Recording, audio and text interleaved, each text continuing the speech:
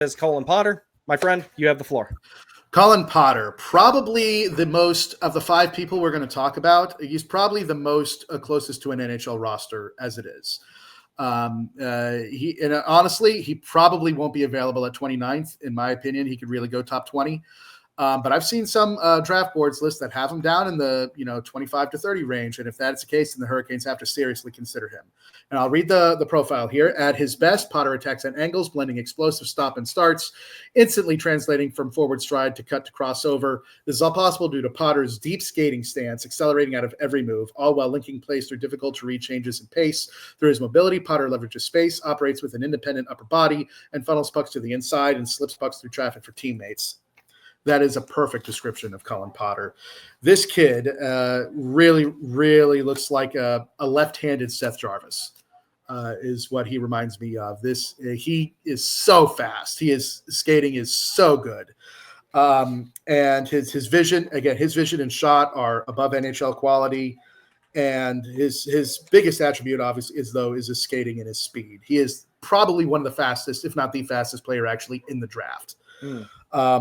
However, as we flip to my notes, he is one of the cons of his is he's undersized. I think he's 5'9.5", 5'10", and like a lot of young players, but he's no exception. His defensive acumen needs work.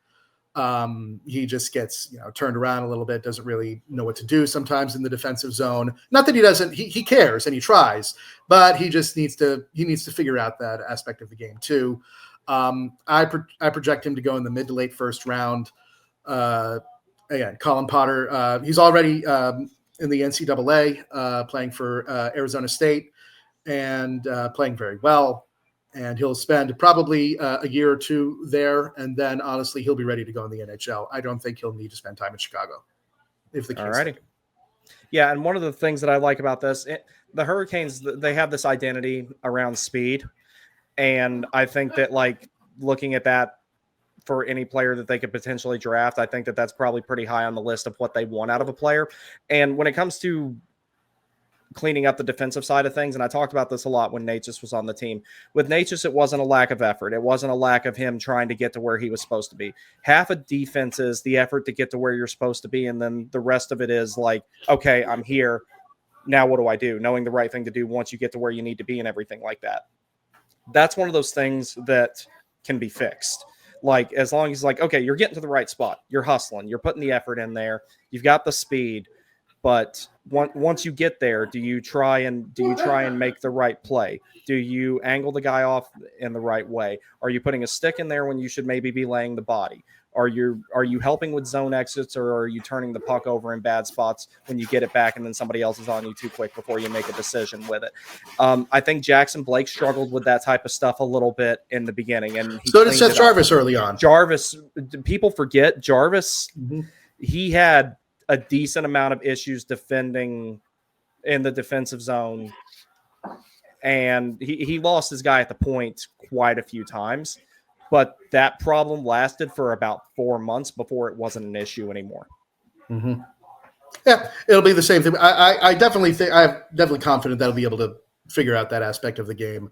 But it's not there yet. And so that's just why I mentioned it. But yeah, Cullen Potter, again, I think he is the closest of the people we talk about.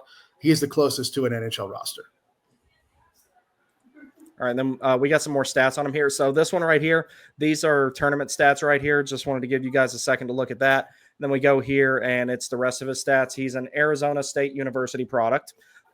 He has been on the U.S. National U18 team and the World Junior team. So he'll be Team USA's juniors team, by the way. Yes, I absolutely believe he'll be there. What else you got on this guy?